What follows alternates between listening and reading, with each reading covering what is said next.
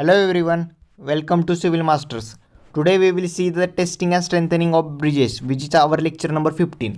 Testing मध्ये आपण बघूया की एक taste that is the proof test, and in strengthening that we will see the what is the purpose to do the strengthening of the bridges.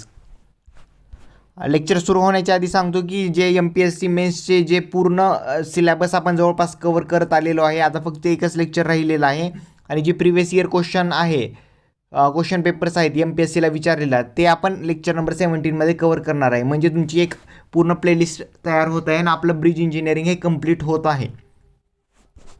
आणि जर हा video तुम्हाला आवडलास तर लाईक, शेअर आणि सबस्क्राईब करा. जर तुम्ही या चॅनलला पहिल्यांदाच भेट देत असाल तर प्लीज सबस्क्राईब करा आणि शेअर करा, मॅक्सिमम विद्यार्थ्यांपर्यंत पोहोचवा. Our main objective to help the people who can't afford the tuition fees. Now we will start with the lecture, that is the testing and strengthening of the bridges.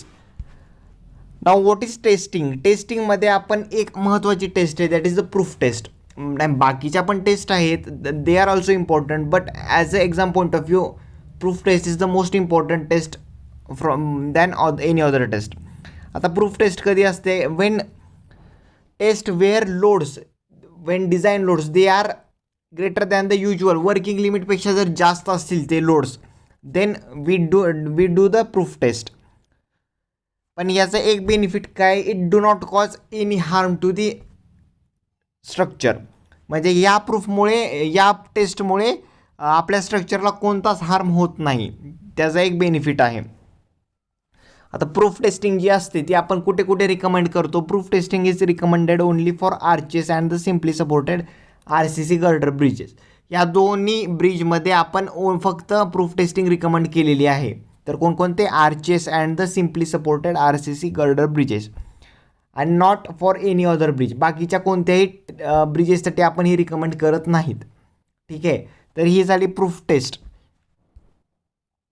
आता criteria काय आहे RCC girder ब्रिजेससाठी? आता criteria for RCC girder bridges जो आहे, हा point हा खूप महत्त्वाचा पॉईंट आहे.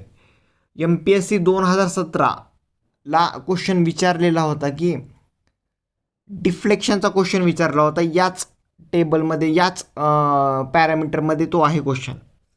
तर त्यामुळे हा पॉईंट इम्पॉर्टंट पॉईंट आहे MPSCच्या दृष्टिकोनातून. ठीक आहे, तर यामध्ये काय आहे? यामध्ये 4 पॅरामीटर्स आहेत, त्यानुसार आपल्याला लोड कॅल्क्युलेट करायचा आहे. आता यामध्ये you don't have to do calculations, किंवा तुम्हाला ते डिझाईन व्हॅल्यू काढायला सांगणार नाही आहेत. तर तुम्हाला आहे की स्टँडर्ड व्हॅल्यूज लक्षात ठेवायचे आहेत आणि डिझाईन पॅरामीटर्सच लक्षात ठेवायचे आहेत. ओके, तर load equivalent to the safe bearing capacity of the RCC girder bridges should be least of. आता जो लोड आपल्याला भेटणार आहे या चारही मधला जो सगळ्यात लिस्ट असेल लोड, म्हणजे सगळ्यात मिनिमम जो लोड असेल, that would be our the load or the design load for the RCC girder bridges. तर पहिली कंडिशन आहे load causing the deflection of 1/1500 of span in case of main girders. म्हणजे जो load cause करतो, ज्या लोडमुळे deflection हे span bye 1500 होतं, तो लोड. ओके, पहिली कंडिशन. सेकंड कंडिशन आहे load causing a tension crack of width greater than 0.3 mm in central half of beam. Central हाफमध्ये जर टेन्शन क्रॅकची विड्थ 0.3 mm पेक्षा जास्त असते, असा कॉज करणारा कोणता लोड आहे? तो एक लोड. म्हणजे पहिला लोड झाला, दुसरा लोड झाला. तिसरा लोड आहे load causing the appearance of the visible new diagonal crack close to the supports. म्हणजे जे विजिबल डायगोनल क्रॅक्स आहे, जे सपोर्टला दिसतात, त्याच्यामुळे कोणता लोड आहे, ते कोणत्या लोडमुळे आलं? तो लोड, तिसरा लोड झाला. And the load at which the recovery of deflection on removal of load greater than or equal to 80%, हा चौथा लोड झाला. तर या चारही लोडमध्ये आपल्याला मिनिमम व्हॅल्यू घ्यायची. या चारही लोडमध्ये जी मिनिमम व्हॅल्यू येईल, that will be the our the safest load for the RCC girder bridges. ठीक आहे, आता या चारहीमध्ये MPSCच्या दृष्टिकोनातून तुम्हाला काय लक्षात ठेवायचं आहे? MPSCच्या दृष्टिकोनातून तुम्हाला लक्षात ठेवायचं आहे deflection of the 1/1500 of span. आणि हा रिपीट क्वेश्चन, हा MPSC 2017ला क्वेश्चन विचारलेला आहे. तर तुम्हाला डिफ्लेक्शन विचारलं होतं, तर त्यामुळे हे लक्षात ठेवायचं आहे. अजून काय लक्षात ठेवायचं आहे? टेन्शन क्रॅकची विड्थ किती आहे लक्षात ठेवायचं आहे, which is greater than 0.3 mm. त्यानंतर लक्षात ठेवायचं आहे new diagonal crack which appeared at close to the supports and the deflection on the removal of load which should be greater than or equal to 80%. तर या गोष्टी तुम्हाला लक्षात ठेवायच्या आहेत MPSCच्या दृष्टिकोनातून. आता आपण पहिलं criteria for RCC girder bridges. Now we will see the arch ब्रिजेससाठी कोणता क्रायटेरिया. आता आर्च ब्रिजेसमध्ये दोन कंडिशन आहेत. पहिली कंडिशन आहे वेन विजिबल, म्हणजे जेव्हा क्रॅक नवीन क्रॅक डेव्हलप होतो किंवा जो जुना एक्झिस्टिंग क्रॅक आहे तो वाईडन होतो, ती एक कंडिशन झाली. आणि सेकंड कंडिशन आहे की जेव्हा क्रॅकच ऑब्झर्वड होत नाही. अशा दोन कंडिशन आहेत. त्यासाठी आपल्याला वेगवेगळे लोड, डिझाईन लोड कॅल्क्युलेट करायचे आहेत. तर आपण पहिली कंडिशन पाहूया. When visible new crack or the perceptible widening of existing crack is observed, म्हणजे नवीन क्रॅक जेव्हा ऑब्झर्व होतो किंवा जो एक्झिस्टिंग क्रॅक आहे तो वाईडन होतो, त्यासाठी तर load should be taken as the half the load. किती घ्यायचा, अर्धा घ्यायचा, हाफ द लोड घ्यायचा. ओके. आणि सेकंड कंडिशन आहे when no crack is observed, म्हणजे जिथं क्रॅकच ऑब्झर्व होत नाही, तर त्यावेळेस सेफेस्ट लोड काय घ्यायचा, lesser of the load causing deflection of 1.25 mm in case of standard truck. म्हणजे असा लोड ज्याच्यामुळे स्टँडर्ड ट्रकमध्ये 1.25 mm डिफ्लेक्शन होतं किंवा 2 mm हेवी ट्रकमध्ये होतं, तर तो load first. Second, load causing a spread of abutment of 0.4 mm, हा second load. And the third तर सेमच आहे, the recovery of deflection and spread in 1 and 2 mentioned on removal of the test greater than or equal to 80%. या तीनही लोडमधलं जे minimum value असेल that will be the value for the load in case of the when no crack is observed for the arch bridges. तर same आहे. यामध्ये पण काय लक्षात ठेवायचं आहे, या हाफ द लोड लक्षात ठेवायचं आहे. ह्या डिफ्लेक्शनच्या value 1.25 mm in case of standard truck and 2 mm in case of heavy truck and abutment of 0.4 mm and greater than or equal to 80%. Only these value you have to remember in case of the criteria for RCC girder bridges and criteria for arch bridges. ठीक आहे.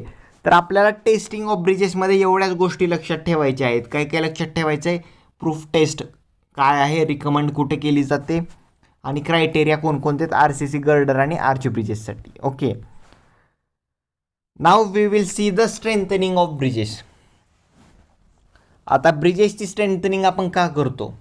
आता हे बघा, ब्रिजेसची strengthening हा खूप मोठा point आहे आणि MPSCच्या दृष्टिकोनातून एवढा महत्त्वाचा नाही आहे पॉईंट हा. आत्तापर्यंतच्या 7-8 वर्षामध्ये फक्त एकदाच क्वेश्चन विचारलेला आहे, तो म्हणजे 2013ला, what is the purpose of the strengthening of bridges. तर आपल्याला हा खूप इम्पॉर्टंट नाही आहे, कारण इफ यू सी द MPSCला ब्रिज हायड्रोलॉजी जो चॅप्टर आहे त्या ब्रिज हायड्रोलॉजीवर मिनिमम 2 क्वेश्चन येतात. ओके. आणि पहिले 2 चॅप्टर आहेत त्यावर 1 किंवा 2 क्वेश्चन येतात आणि बाकीचं मग तुम्ही विचार करा, बाकीचे 5 क्वेश्चन हे बाकीच्या चॅप्टरमध्ये डिस्ट्रीब्यूट झालेले आहेत.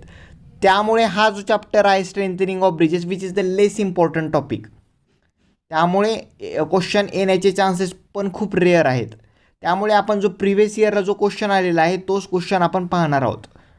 तर पर्पज काय आहे स्ट्रेंथनिंग ऑफ ब्रिजेसचा पर्पज आहे improvement of old or worn out bridges on roads. म्हणजे त्याचा मेन ऑब्जेक्टिव्ह काय आहे, इम्प्रूव्ह ओल्ड आणि जे जुने झालेले ब्रिज आहेत त्याला इम्प्रूव्ह करणं, ओल्ड अँड वोर्न आउट ब्रिजेसला इम्प्रूव्ह करणं. That is the purpose of the strengthening of bridges. Okay. Only these things you have to remember in the strengthening of bridges. ठीक आहे. तर हे आपलं असं झालं, टेस्टिंग ऑफ ब्रिजेस झालं and the strengthening of bridges. एकदम छोटा टॉपिक आहे आणि एकदम छोटं लेक्चर आहे आणि एकदम सिम्पल आहे. You don't have to worry about the testing and the strengthening of the bridges.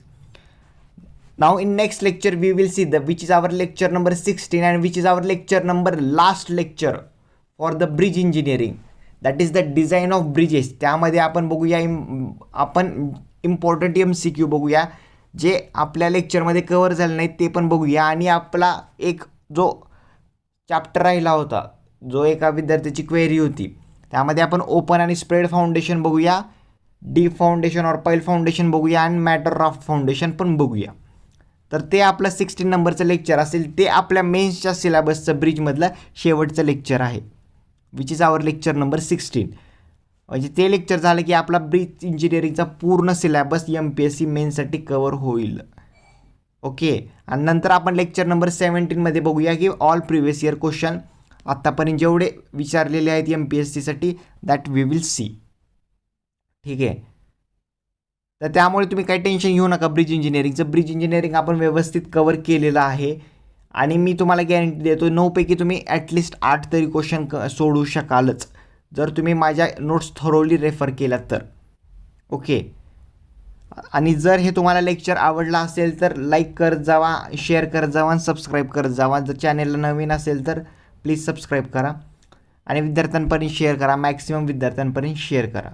आणि लास्ट गोष्ट म्हणजे अभ्यास करा. ठीक आहे. सध्याचा जो पॉईंट आहे तो क्रिटिकल पॉईंट आहे. सध्या तुम्हाला तुमचे पेशन्सची टेस्ट होत आहे, लक्षात घ्या. जरी गव्हर्नमेंटनं अजून डिक्लेअर केलं नसते तरी पेशन्स आहेत, पेशन्स ठेवा. पेशन्स हीच की आहे. सक्सेस व्हायचं असेल तर पेशन्स इज द की. त्यामुळे पेशन्स ठेवा आणि डिटर्मिनेशन आणि डेडिकेशननं जर तुम्ही स्टडी केला तर निश्चितच तुम्ही MPSC 2020ची जी एक पोस्ट आहे ती निश्चितच तुमची आहेत. आणि विचार करू नका की जागा किती आहेत, मग माझ्या कास्टच्या जागा किती आहेत किंवा मी ओपनमध्ये असतील तर ओपनच्या जागा किती आहेत. तर याचा विचार करू नका. एक जरी जागा असेल तर ती जागा आहे तुमचीच आहे. असा अभ्यास करा की एक जरी जागा असेल एक्झाममध्ये तरी ती जागा तुमचीच आहे. त्यामुळे घाबरून जाऊ नका. व्यवस्थित प्रिपेअर करा. यू हॅव इनफ टाईम आणि व्यवस्थित प्रिपेअर करा. आणि आपण प्रीच्या आधी मेन्सचा अभ्यास करतोय म्हणजे निश्चितच आपण काहीतरी इतरांपेक्षा काहीतरी वेगळं करतोय याचा स्वतःवर विश्वास ठेवा. ओके. आणि काही मदत वगैरे लागली असेल तर कमेंट बॉक्समध्ये कमेंट करत जावा. मी तर आहेच तुम्हाला. ठीक आहे. आणि काही एक्स्ट्रा गायडन्स जर पाहिजे असेल तर आपण घेऊया. आणि आता ब्रिज इंजिनिअरिंगचा जो प्रिव्हियस इयर क्वेश्चन झाल्यानंतर मी एक मॉक टेस्ट घेणार आहे. म्हणजे मॉक टेस्ट म्हणजे आपले जे 2 सब्जेक्ट झालेले आहेत टनेलिंग आणि ब्रिजवर, त्यावर मी काही 50 क्वेश्चन फ्रेम करणार आहेत. तर ते मी त्याचा पण आपण त्याची जी PDF आहे ती मॉक टेस्टची PDF मी पहिल्यांदा टेलिग्रामच्या चॅनलवर अपलोड करत जाईल आणि त्याचं सोल्युशनचं जे आहे ते एक व्हिडिओ लेक्चर घेणार आहे. तर काळजी करू नका, आपण व्यवस्थित प्रिपेअर करून घेतोय तुम्हाला. आणि जर तुम्हाला याची PDF जर पाहिजे असेल तर खाली डिस्क्रिप्शन बॉक्समध्ये टेलिग्रामची जी लिंक आहे त्याला जॉईन व्हा, त्यावरून तुम्हाला PDF भेटून जाईल. तर ठीक आहे. आता आपण भेटूया नेक्स्ट लेक्चरमध्ये.